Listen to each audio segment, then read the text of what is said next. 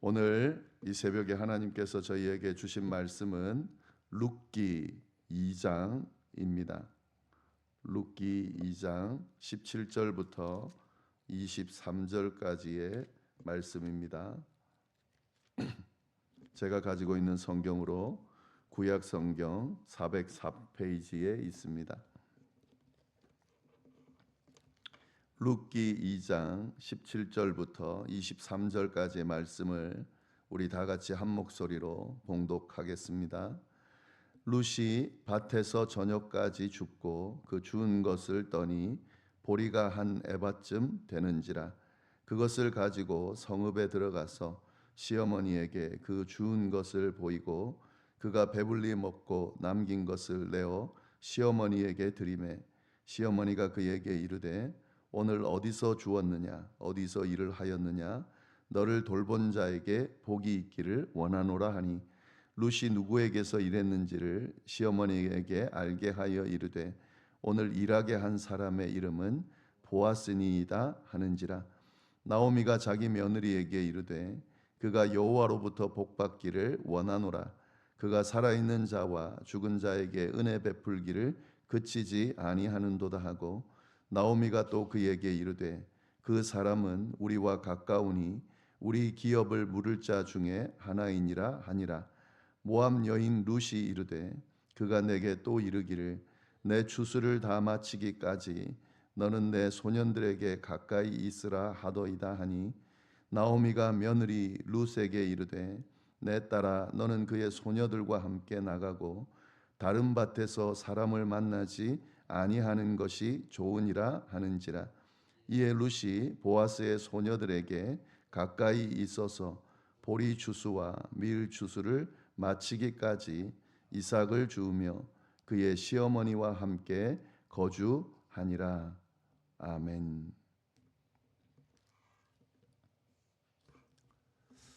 네, 오늘 룻기 2장 하반절 말씀 함께 나누도록 하겠습니다. 오늘 배경을 보면 룻이 보아스의 밭에서 이삭을 줍는 장면으로 그렇게 시작을 합니다. 우리가 1장 내용을 잘 알고 있죠. 나오미의 가족들이 그 흉년을 피해서 모압으로 갔다가 거기서 큰 시련을 겪고 이제 궁극적으로는 가족을 다 잃고 며느리 2명만 남게 됐는데 며느리 1명은 고향으로 돌아가고 나오미와 룻만 다시 베들레헴으로 유다로 돌아오는 그 내용까지 우리가 봤습니다. 근데 여기서 지금 룻이 보아스의 밭에서 이삭을 줍는다. 이걸 이제 뭐 다 아시겠지만 이 장면에 대해서 조금 다시 언급을 하면은요. 이삭을 줍는다라고 하는 것은 이 당시에 이 이스라엘 백성들은 이제 이것은 뭐 하나님이 가르치신 어떤 주신 율법에 나오는 거죠. 이 그 추수를 할 때에 그 추수할 때 떨어지는 것들 그런 것들을 다 주워 가지고 쓸어 담지 말고 그 추수할 때 이 땅에 떨어지고 하는 것들은 그냥 두라고 그렇게 명령을 합니다. 왜냐하면 가난한 사람들, 힘든 사람들이 와서 주워갈 수 있도록 그렇게 하는 거죠. 그래서 추수할 때 좀 긍휼이 많은 사람들은 일부러 떨어지지 않는데도 불구하고 이 이웃들을 위해서 또 가난한 이들을 위해서 이렇게 남겨두기도 하고 그러는데 지금 룻이 이삭을 줍는다라는 것은 그걸 이야기하는 겁니다. 이 나오미도 과부고 룻도 과부죠. 그러니까 이 당시로 하면 전혀 생활할 수 없는 먹고 살 수 없는 그런 누군가의 도움을 받지 못하는 그런 사람들이 상황이었기 때문에 이렇게 이삭을 주어서라도 생계를 유지해야 되는 그런 상황이었습니다. 그래서 룻이 이 시어머니와 함께 생계를 유지하기 위해서 이 당시가 이제 추수 때라고 이야기를 했잖아요. 그래서 그 추수 때 떨어지는 이삭들을 줍기 위해서 지금 그렇게 하고 있는 거죠. 그런데 그 밭이 보아스의 밭이었다. 이제 우리가 앞에 내용을 지금 같이 언급 안 했기 때문에 나누지 않았기 때문에 그 내용에 대해서는 우리가 나누지 않았지만 이 앞에 내용을 보면 그 밭이 보아스의 밭이었다라는 것을 알 수 있습니다. 그래서 룻이 보아스의 밭에서 이삭을 줍는다. 이게 이제 오늘 본문의 배경입니다. 이 룻이 참 대단한 게 사실은 지금 시어머니가 이제 나이가 들었기 때문에 이삭을 주우러 같이 갈 수가 없는 상황이거든요. 그래서 그 시어머니를 위해서 또 뭐 자기의 생계를 위해서도 그렇지만 지금 새벽부터 밭에 나가서 이삭을 줍는 그런 수고로움을 합니다. 네, 이게 이제 룻기에 흐르는 하나의 사상인데요. 헤세드라고 하는 사상입니다. 헤세드, 인자라는 의미인데 너그러움이라는 의미입니다. 그러니까 하나님의 인자, 하나님의 어떤 성품을 표현할 때 헤세드라는 표현을 씁니다. 하나님께서 관대한 사랑, 넓은 사랑, 끝없는 사랑, 그런 사랑을 보여주셨는데 그 사랑이 헤세드라는 사랑의 그 헤세드입니다. 지금 이 룻이 보여주는 모습은 헤세드의 모습이죠. 그러니까 사실은 뭐 시어머니까지 돌볼 이유가 없죠. 그리고 지금 자기도 지금 먹고 살기 빠듯한 상황에서 사냐 못 사냐 하는 상황에서 시어머니까지 돌아본다는 거 하는 것은 관대한 사랑이 있음에 가능한 거죠. 사실은 이 앞에서 나오미도 마찬가지입니다. 나오미도 보여준 어떤 헤세드가 있죠. 그게 뭐냐면 이 며느리들을 굳이 풀어줄 이유가 없습니다. 같이 지내면서 자기를 위해서 이들이 일하게끔 해도 되는 그런 그 문화적인 배경이 있었기 때문에 시대적인, 그래서 그들을 보낼 필요가 없는데 굳이 그들을 위해서 이제 그 며느리들을 생각한 거죠. 미래를 생각하고 상황을 생각을 한 거죠. 그래서 고향으로 돌아가라. 이것도 일종의 헤세드입니다. 이런 헤세드를 통해서 서로 힘들고 어려운 사람들끼리 의지하고 돌아보는 그런 모습들이 이 룻에는 나오고 있는데 결국에는 지금 룻도 그 모습을 보여주고 있는 거죠. 그런데 오늘 내용을 보면은 사실은 이 보아스도 헤세드를 베풀고 있는 겁니다. 보시면은 이 룻을 위해서 여러 가지 배려를 하죠. 그리고 이 룻과 사실은 나오미도 이 그 보아스가 알고 있기 때문에 그 둘을 돌보기 위해서 자기 밭에서 이삭 줍도록 다른 데 갈 필요 없다라고 하는 것과 그리고 이 룻이 더 많이 진짜 주울 수 있도록 일부러 뭐 이렇게 그 씨앗들을 이삭들을 떨어뜨린다든지 뭐 이렇게 해가지고 풍성하게 가져갈 수 있도록 배려하는 것. 그리고 이 뒤에 나오는 것은 이제 기업을 무르는 그 나오미와 이 룻의 그 가정을 책임지는 그것까지 감당하는 것도 사실은 헤세드죠. 그리고 이 모든 것들은 하나님의 성품을 따르는 사람들에게서 나오는 그런 모습들입니다. 나오미도 그렇고 룻도 그렇고 보아스도 그렇고 하나님을 믿는, 하나님을 섬기는 자로서 하나님의 헤세드를 사실 드러내고 있는 거죠.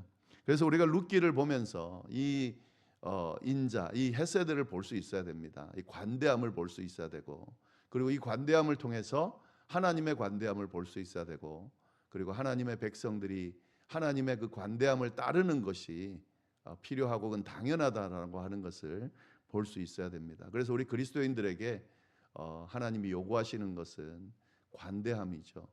그런 넓은 사랑이죠. 포용력이죠. 그리고 예수 그리스도를 통해서 우리가 배울 수 있는 것도 마찬가지입니다. 십자가를 통해서 인류를 구원할 정도로 자기 희생적이면서 그 인류를 구원하는 그 헤세드가 예수님을 통해서 우리가 배우고 받은 거죠. 그러니까 당연히 그리스도인들은 그 헤세드를 드러낼 수 있어야 합니다. 그런 관점에서 말씀을 계속 보시면 좋겠습니다. 17절 18절에 보시면은 룻이 밭에서 저녁까지 죽고 그 주운 것을 떠니까 보리가 한 에바쯤 되었다라는 거죠. 이 한 에바는 어느 정도가 되냐면 한 22리터 정도 됩니다. 13에서 14kg 정도 되는 그런 분량입니다. 이 주워 가지고 이 정도 주웠다는 것은 대단한 거죠. 근데 보면은 그러면은 이렇게 하루에 이삭을 이 정도 주울 수 있냐? 그렇지는 않습니다. 이 양이 어느 정도 되냐면 그냥 일반 사람이 새벽부터 하루 종일 이삭을 주었을 때의 양의 10배가 넘는 그런 분량입니다.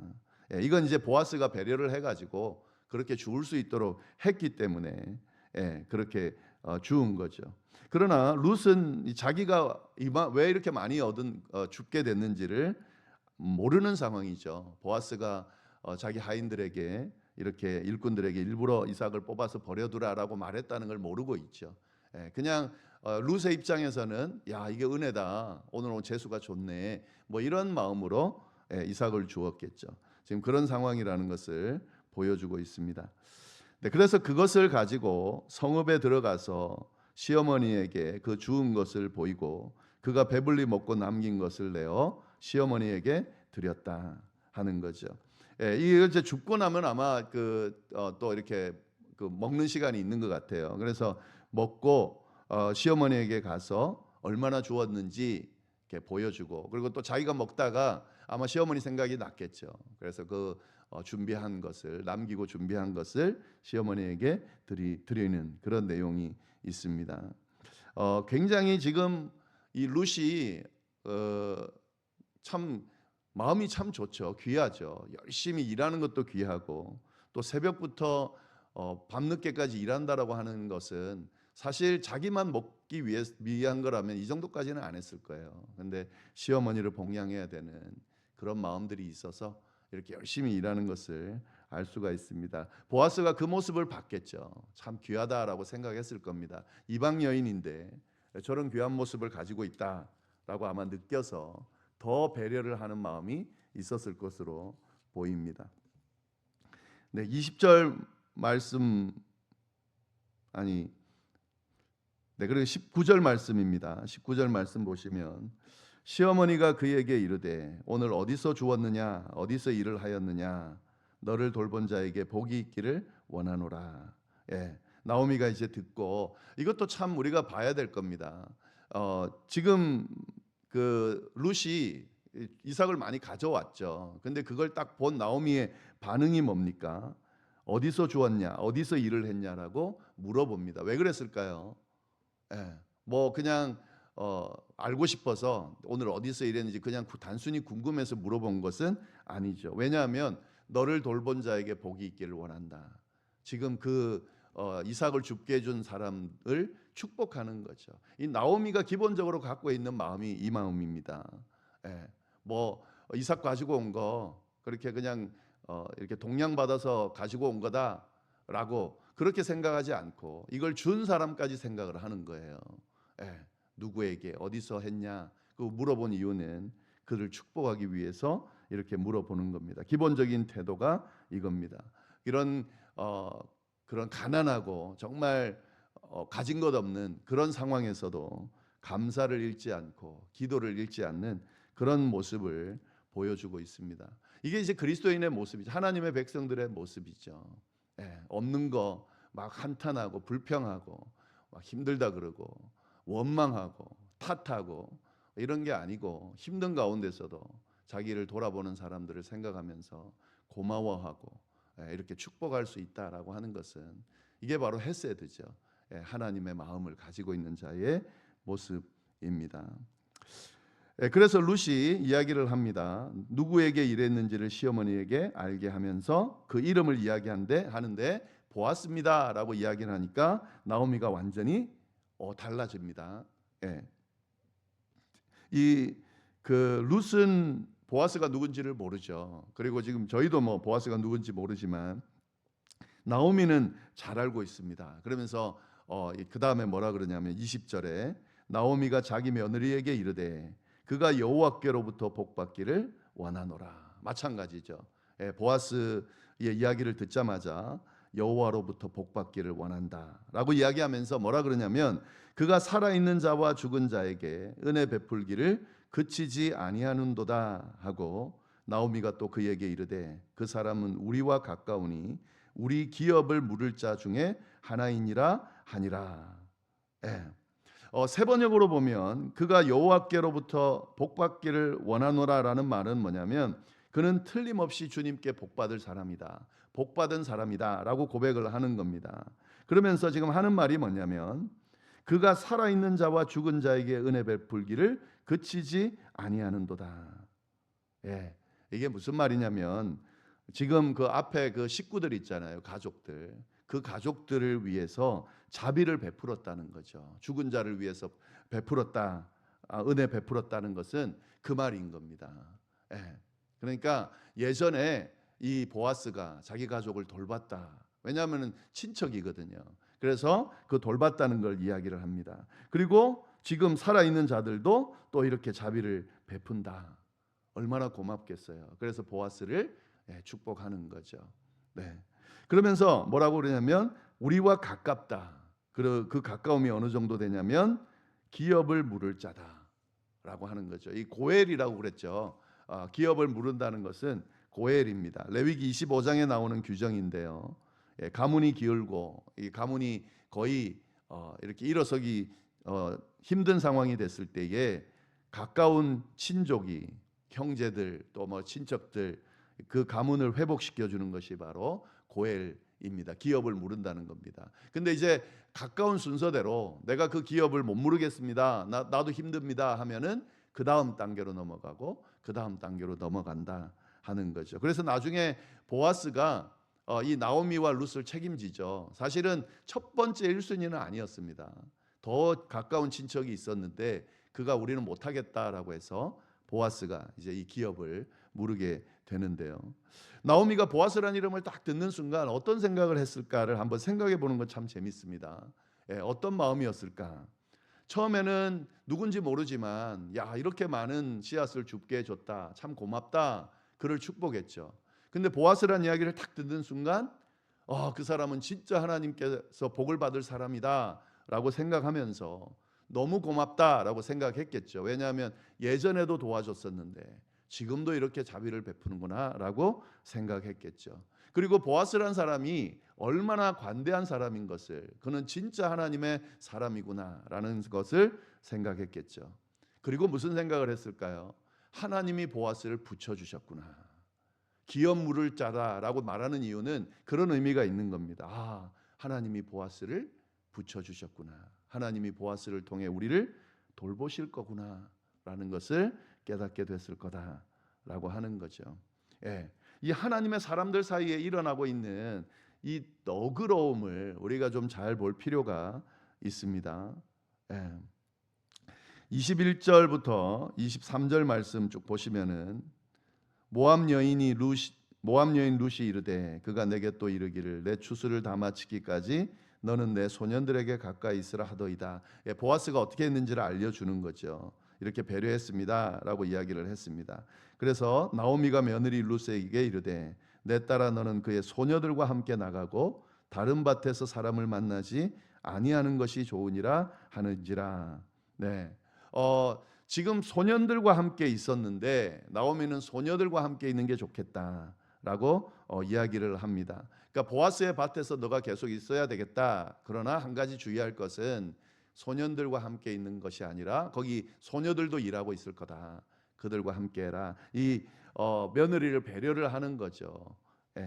23절 이에 룻이 보아스의 소녀들에게 가까이 있어서 보리 추수와 밀 추수를 맡기기까지 이삭을 주우며 그의 시어머니와 함께 거주하니라. 보리 추수 시작하는 기간 밀 추수까지 한 7주 정도 되는데 한결같이 보아스의 밭에 머물면서 그 시어머니가 말씀하신 대로 소녀들과 가까이 있으면서 그렇게 이삭을 주었다라는 거죠. 새벽부터 밤까지 그렇게 일했다 하는 거죠. 이걸 통해서 이 7주 동안은 어떻게 살았을까요? 끼니 걱정 없이 그렇게 행복하게 살았다라는 거죠. 그리고 이걸 중심으로 이 뒤에 이제 이것보다 더 놀라운 은혜들이 임하고 큰 변화들이 일어나게 됩니다. 아예 이제 보아스와 결혼을 하게 되는 그런 과정까지 쭉 이어집니다. 이 모든 과정 가운데 하나님의 은혜, 하나님의 사랑, 이 헤세드의 사랑, 너그러움과 인자함이 가득가득 지금 있는 거죠. 하나님께도 있고 하나님의 백성들에게도 있고. 사실 저희가 꿈꾸는 신앙생활, 사실 저희가 꼭 이뤄내야 되는 신앙생활이 바로 이런 모습입니다. 우리는 하나님의 백성이고 그리스도인들이죠. 이런 사랑이 우리에게 필요합니다. 이런 사랑을 갖고 있는 사람들이 필요합니다. 모든 사람이 이럴 수는 없죠. 믿음의 분량에 따라 이 차이가 있지만 사실은 우리가 믿음 생활 오래 하고 지금 새벽 기도까지 참여하는 분들의 마음 속에는 좀 이런 마음이 좀 있어야 됩니다. 넓은 관대함이 좀 있어야 되죠.